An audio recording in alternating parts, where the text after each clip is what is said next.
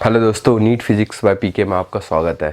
तो आज हम कुछ टॉपिक के बारे में डिस्कस करेंगे। मेरा पहला जो था इससे पहले वाला, उसमें भी मैंने 3 चैप्टर्स, अलग अलग चैप्टर्स के मैंने वो लाया था। इम्पॉर्टेंट टॉपिक्स कौन कौन से है अभी नीट के लिए, तो ये 3 चैप्टर्स है अभी हमारे पास जिनके बारे में मैंने फिर से लाया है। जैसे सेमीकंडक्टर है, इलेक्ट्रोमैग्नेटिक वेव्स है एंड एसी है। तो इसमें हम देखेंगे कि कौन कौन से टॉपिक से कितनी बार क्वेश्चंस पूछे गए हैं। देखो, सेमीकंडक्टर से हमेशा हर एक साल क्वेश्चंस अच्छे खासे पूछे जाते हैं, 4-6 इसके रेंज में रहता है। तुम देख लेना, मेरी पिछले वाली एक वीडियो थी उसमें कि इंपॉर्टेंट चैप्टर्स में उसमें होगा कि सेमीकंडक्टर से हर एक साल कितने क्वेश्चन पूछे जाते हैं, उसी हिसाब से हमने डिस्कस किया। तो ये एक हिस्टोरिकल डेटा है जो तुम्हें बताएगा कि कौन कौन सा टॉपिक्स पे ज़्यादा से ज़्यादा फोकस करना है। तो मैं ये क्यों बोल रहा हूँ कौन कौन से टॉपिक्स पे ज़्यादा फोकस करना है। बेसिकली देखो, अगर एक सिस्टमैटिक वाइज लेके चलोगे तो हमें तो सब कुछ पढ़ना चाहिए, हमारे पास बहुत एक लंबा टाइम होता है। लेकिन देखो, मार्च अब ऑलमोस्ट बोल सकते हो 15 to 17 डेज चले गए हैं, तो 13 डेज बचा हुआ है। तो उस 13 डेज में हमें क्या करना है, तो और इस 13 डेज और मार्च, अप्रैल, मई, जून 3 महीने और बचे हैं। तो 3 महीने में अगर तुम्हें नहीं समझ में आ रहा है कि अभी फिजिक्स में क्या पढ़े नहीं पढ़े, तो सबसे पहले इस टॉपिक से शुरुआत करो, अपने मोरल को बूस्ट करो। उसके बाद अलग अलग टॉपिक्स पे जो टॉपिक्स बच जाएंगे उसके बाद उस पर फोकस करना स्टार्ट करना। क्यों? क्योंकि हम ऑलरेडी सिक्योर कर चुके होंगे कुछ नंबर। जैसे अगर 90 to 100 के बीच में हमें सिक्योर करना है तो पहले इस टॉपिक को हम पढ़ लेंगे, ये सारे टॉपिक्स को। उसके बाद 90 to 100 के बाद हमारा टारगेट होगा 130 प्लस करने का। तो 130 प्लस करने के लिए फिर से जो टॉपिक्स हमने छोड़ रखे होंगे उसको हमें पढ़ना होगा। तो चलो हम स्टार्ट करते हैं, ये कौन कौन सी टॉपिक्स है।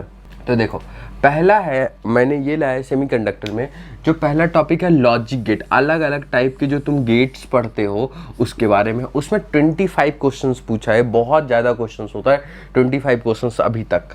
फिर पीएन जंक्शन से पूछा है 15 क्वेश्चंस। टाइप्स ऑफ सेमीकंडक्टर से पूछा है 9 क्वेश्चंस। फिर ट्रांजिस्टर से पूछा है 8 क्वेश्चंस। फिर धीरे धीरे कम होता चला जाता है।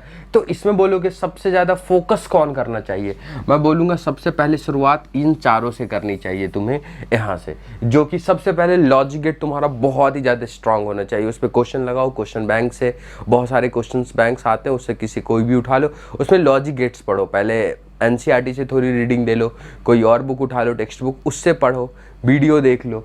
तो ये लॉजिक गेट्स सबसे ज़्यादा इंपॉर्टेंट है यहाँ पे। फिर एप्लीकेशन ऑफ ट्रांजिस्टर, ये तो बता दिया। तो ये है एनर्जी एंड बैंड थ्योरी। तो सबसे ज़्यादा इंपॉर्टेंट यहाँ से ये आ जाता है, ये चारों यहाँ से आया। अब आ जाते हैं हम इलेक्ट्रोमैग्नेटिक वेव्स पे।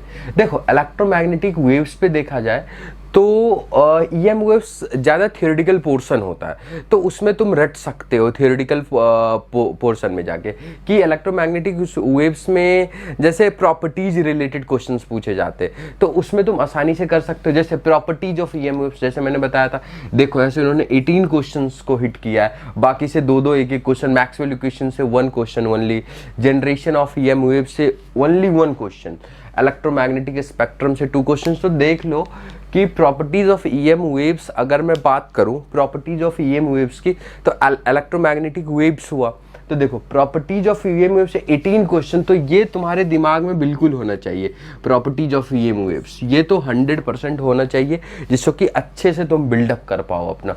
तो पहले इसको मेरी तरफ से इलेक्ट्रोमैग्नेटिक वेव्स में ये करो। तो ये होता है सही स्ट्रैटेजी तुम्हें पढ़ने का, कि ये इस स्टाइल में हम पढ़ते हैं। अब आ जाते हैं ऑल्टरनेटिंग करंट में। देखो, ऑल्टरनेटिंग करंट में अलग अलग सर्किट होते हैं, तुमने पढ़ा होगा अलग अलग सर्किट हमारे पास। तो ये different types of AC circuits है, उसमें 22 क्वेश्चंस पूछे। मतलब ये हुआ, देखो मुद्दे की बात ये हुई कि सब लोग बोलते सारा टॉपिक पढ़ते रहो, सारा टॉपिक पढ़ते रहो, लेकिन जो मेन चीज़ है हम उस पर फोकस नहीं कर पाते, मैक्सिमम टाइम हम कुछ और करते रहते। तो इसमें है जो different types of AC circuits है, different type of AC circuit 22 question historically पूछा है। तो हमें सबसे पहले इसी पे फोकस करना होगा, different types of AC circuits में। देन आरएमएस वैल्यू जाओ, then average value, RMS and average value करो, देन ट्रांसफार्मर करो, देन एलसी ऑसिलेशंस करो, एसी जनरेटर करो। मतलब क्या हुआ, एसी जनरेटर में दिन भर दिमाग अपना घुसाए रखते हो कि एसी जनरेटर चलो पढ़ते, एसी जनरेटर पढ़ते, लेकिन एसी जनरेटर से एक क्वेश्चन ऐसे और एसी वर्सेस डीसी से एक क्वेश्चन आए। तो हमें क्या करना है, different types of AC circuits, इसको मजबूत करना है इस चैप्टर में। ये है हमारा टॉपिक्स ब्रेकडाउन। ये समझ रहे हो, ये पूरी की पूरी जो टॉपिक्स ब्रेकडाउन करा है मैंने, थोड़ा सा इसमें बहुत ज़्यादा मेहनत किया था टॉपिक्स ब्रेक डाउन करने में, कौन कौन से क्वेश्चंस कितनी बार आए। तो ये जो सारे मैंने क्वेश्चंस दिए हैं, तो कितने टॉपिक हो गए यहाँ से, एक टॉपिक ये ले लो, एक टॉपिक ये ले लो, 2 4 टॉपिक, मतलब एक ये 2 और 4 6 टॉपिक्स तुम्हारे पास ये इंपॉर्टेंट टॉपिक्स हैं इन 3 चैप्टर में। सोचो ओनली 6 टॉपिक, पिछले वाले में था मैंने बताया था उसमें भी 3 थे, तो 8 6 14 टॉपिक हुए इतने में यार। अब इससे ज़्यादा क्या लोगे, इससे ज़्यादा कम में क्या पढ़ोगे। तो ये है हमारा तरीका, ये है स्ट्रेटजी, इसको पूरा करो। और मेरा जो नेक्स्ट वीडियो आएगा उसमें भी मैं डिस्कस करूंगा नेक्स्ट 3 और चैप्टर्स को लाने के। उसके बाद हम अपना सीरीज स्टार्ट करेंगे, ये जो टॉपिक्स हैं इनके क्वेश्चंस बनवाना स्टार्ट करूंगा, इंपॉर्टेंट क्वेश्चंस देना स्टार्ट करूंगा। तो चलो मिलते हैं फिर नेक्स्ट वीडियो में। Thank you, bye bye.